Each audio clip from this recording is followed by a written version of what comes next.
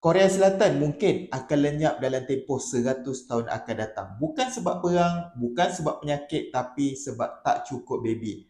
Korea Selatan sekarang ni ada lebih ramai orang tua dari budak-budak sekolah. Tahun ni aja dah lebih 50 sekolah kena tutup. Sebab apa? Sebab budak-budak tak cukup. Korea punya kadar kelahiran paling rendah dalam dunia iaitu 0.72 anak per wanita.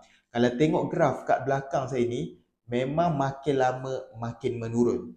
Maksudnya separuh wanita Korea tak pernah beranak langsung. Kalau nak stabil, paling-paling kurang kena 2.2. Tahun 60 ke 70 dulu, kerajaan Korea pernah jalankan kempen supaya rakyat dia kurangkan anak.